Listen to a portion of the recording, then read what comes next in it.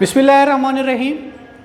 It's me, Muzammil Rauf Khan, Head of Physics Department at the Creative Children University, Kotadu. 10th class, my dear, as you know, we are discussing unit number 10, Simple Harmonic Motion and Waves. The very last lecture we have discussed about the ball and ball system. That is the example of simple harmonic motion. Today we are discussing another example, and the very important example of the simple harmonic motion, that is motion of simple pendulum. My dear, very important long question from the board pattern. Motion of simple pendulum depends on the simple harmonic motion. We consider we have a bob.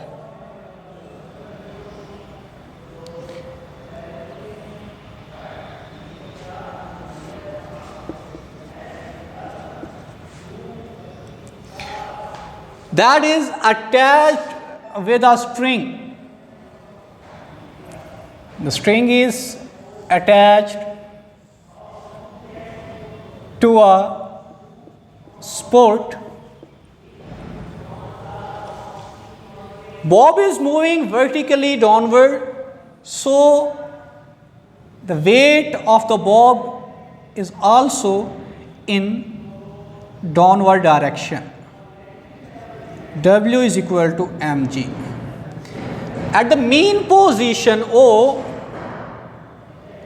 the ball does not move because of net force is 0. No net force acts on it. Due to the ball is moving vertically downward, its weight is also moving at the downward direction. The opposite force also, yani reaction force hogi, that will also be acting in the opposite direction, that is tension. That is the length of the bob, L. यहाँ पर जो हमारे पास Bob है, attach है string के साथ, attach होने पर उसमें किसी किस्म की कोई मोमेंट नहीं हो रही है। लॉजिक क्या है कि उस पर जो नेट फोर्स एक्सर्ट हो रही है, नेट फोर्स 0 है, जिसकी बिना पर बॉब जो है अपनी जगह पर मौजूद है।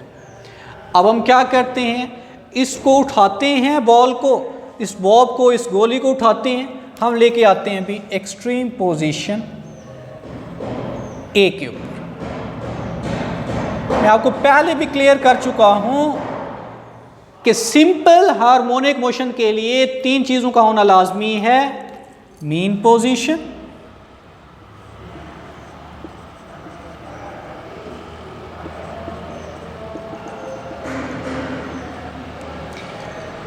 ये हमारे पास पॉइंट ए है, दैट इज एक्सट्रीम पोजीशन।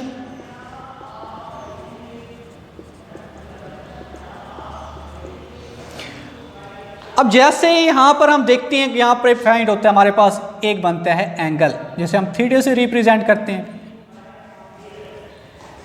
जब किसी वैल्यू के दरमियान एंगल बन रहा होता है तो वहां पर 2 कंपोनेंट्स इस्तेमाल होते हैं, जो परपेंडिकुलर कंपोनेंट्स होते हैं। 2 हमारे पास परपेंडिकुलर कंपोनेंट, जिसे हम एफ एक्स और एफ वाई यानी हॉरिजेंटल कंपोनेंट और वर्टिकल कंपोनेंट बोल रहे होते हैं, वो अमल करते हैं। चूंकि यहाँ पर वेट नीचे जाने में अमल करता है, टेंशन पाई जाती है, यहाँ पर उसका अमल कर रहा होता है भी वेट डाउनवर्ड डायरेक्शन के अंदर, W is equal to mg। यहाँ पर अमल कर रहा होता है उसका horizontal component F x is equal to F cos theta, जिसे हम क्लियरली जानते हैं। और हमें यह भी पता है कि F is equal to W is equal to mg। Force और वेट आपस में इक्वल होते हैं, और वेट इक्वल टू होता है mg के। F की जगह पर हम mg ले लेते हैं, यानी Fx जो होता है हमारे पास, that is equal to mg cos theta. अब यहाँ पर जो हमारे पास कंपोनेंट है, that is mg cos theta, M G cos theta की सेंस में कोई फोर्स अमल नहीं करती। क्यों नहीं कर रही होती? क्योंकि वेट और टेंशन एक दूसरे के रिजल्टेंट को कर रहे होते हैं कैंसल, जिसकी बिना पर यहाँ पर कोई फोर्स अमल नहीं करती है। जबकि उसका जो वर्टिकल कंपोनेंट होता है that is M G sine theta. M G sine theta कैसे आया? वर्टिकल कंपोनेंट एफ वाई होता है, F Y is equal to F sine theta. अब ये क्लियर है कि F is equal to W, W is equal to M G, तो F Y is equal to M ji sine theta.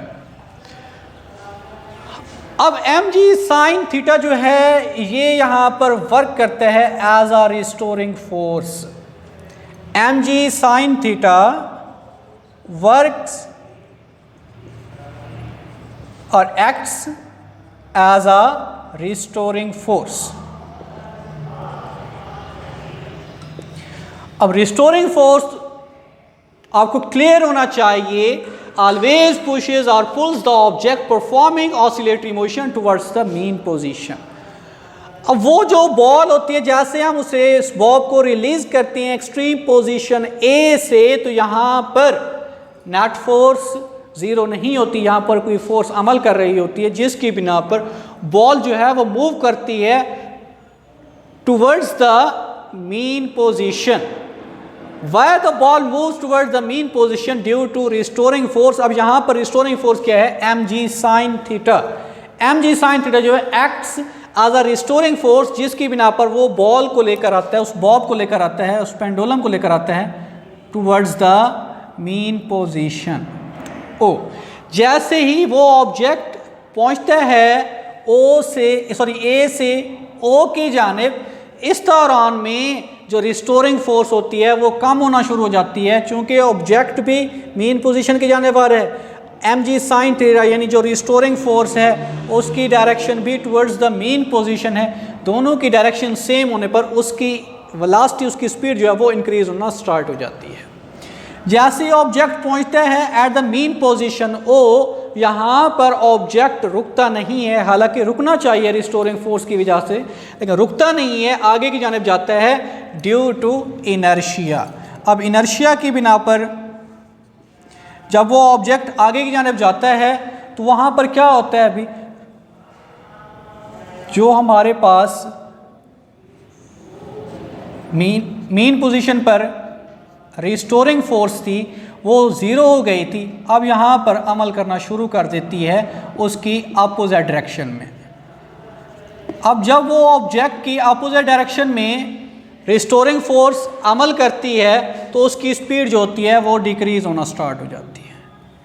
Speed के decrease होने पर object की जो मोशन है वो कम होना शुरू हो जाती है, स्पीड कम होती है, जिसकी बिना पर ऑब्जेक्ट हरकत करते करते पहुंचता है एक्सट्रीम पोजीशन बी की जानिब। अब एक्सट्रीम पोजीशन बी पे जब ऑब्जेक्ट पहुंचता है तो यहाँ पर कुछ देर के लिए रुकता है। रुकने की वजह क्या होती है? क्योंकि अपोजिट डायरेक्शन में एक फोर्स एग्जर्ट हो रही होती है और उसकी जो हमारे पास फोर्स लग रही थी जो कि अपोजिट डायरेक्शन में जा रहा था, तो वो यहाँ पर कुछ देर के लिए रुकता है, फिर वो मूवमेंट अपनी स्टार्ट करता है टुवर्ड्स द मीन पोजीशन। अब जो हमारे पास टुवर्ड्स द मीन पोजीशन वो मूवमेंट कर रहा होता है ड्यू टू रिस्टोरिंग फोर्स। अब रिस्टोरिंग फोर्स क्लियर है कि वो क्या कर रही होती है, कोई ऑब्जेक्ट मीन पोजीशन से एक्सट्रीम पोजीशन ए की जानिब जा रहा है या एक्सट्रीम पोजीशन बी की जानिब जा रहा है, दोनों सूरतों में रिस्टोरिंग फोर्स ने उसे लाना है मीन पोजीशन के ऊपर। अब वो रिस्टोरिंग फोर्स क्या है? That is M G sine theta, जो उसका वर्टिकल कंपोनेंट होता है वो उस पर अमल कर रहा होता है। अब यहाँ पर जैसे ही बॉल मूवमेंट अपनी स्टार्ट करती है टुवर्ड्स द मीन पोजीशन, अब बॉल की डायरेक्शन भी टुवर्ड्स द मीन पोजीशन है और रिस्टोरिंग फोर्स की डायरेक्शन भी टुवर्ड्स द मीन पोजीशन है, जिसकी बिना पर दोनों की डायरेक्शन सेम होने पर जो हमारे पास पेंडुलम होता है उसकी स्पीड इंक्रीज होना स्टार्ट हो जाती है। एट पॉइंट ओ उसकी स्पीड बढ़ जाती है, लेकिन रिस्टोरिंग फोर्स डिक्रीज हो जाती है यानी ज़ीरो हो जाती है। वजह क्या होती है? क्योंकि ऑब्जेक्ट पहुंच गया है मीन पोजीशन पर, फिर ऑब्जेक्ट यहाँ पर रुकता नहीं है, फिर वो आगे की जानिब जाता है। अब क्या वजह होती है? वही इनर्शिया अमल कर रहा होता है। इनर्शिया की बिना पर ऑब्जेक्ट यहाँ पर रुकता नहीं है, बल्कि इनर्शिया उसकी जो स्टेट के अंदर चेंजिंग आ रही होती है, यानी रिस्टोरिंग फोर्स चाह रहा होता है कि वो रेस्ट में आ जाए, जबकि ऑब्जेक्ट मोशन में था। मोशन से रेस्ट में जाते हुए रिस्टोरिंग फोर्स उसे रेजिस्ट कर रही होती है, जिसकी बिना पर ऑब्जेक्ट रुकता नहीं है, तो वो मूवमेंट स्टार्ट कर देता है towards the extreme position A and the away, और जो ऑब्जेक्ट होता है वो मूव करता है away from the mean position O. जैसे ही ऑब्जेक्ट यहाँ से फिर मूवमेंट अपनी स्टार्ट करता है टुवर्ड्स द एक्सट्रीम पोजीशन ए, यहाँ पर क्या होता है, फिर से रिस्टोरिंग फोर्स अमल करती है। वो रिस्टोरिंग फोर्स क्या कर रही होती है, भी अपोजिट डायरेक्शन में फोर्स एग्जर्ट करती है। वजह क्या होती है, क्योंकि ऑब्जेक्ट फिर से जा रहा होता है मीन पोजीशन को छोड़ के एक्सट्रीम पोजीशन की जानिब। अब यहाँ पर जब रिस्टोरिंग फोर्स अमल करती है तो वो उसकी अपोजिट डायरेक्शन में लग रही होती है। अपोजिट डायरेक्शन में लगने पर जो हमारे पास ऑब्जेक्ट होता है उसकी स्पीड डिक्रीज होना स्टार्ट हो जाती है।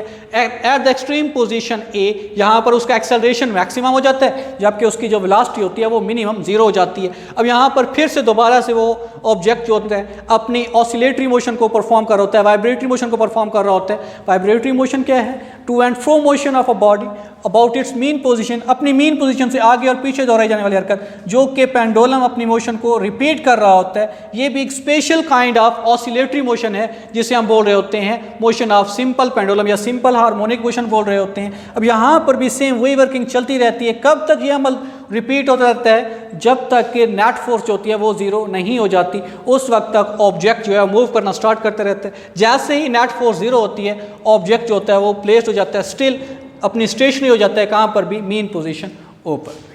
अब यहाँ पर हमारे पास जो उसका फार्मूला होता है, जो सिंपल पेंडुलम होता है, उसका टाइम पीरियड फाइंड करने का formula T = 2 pi L/G square root.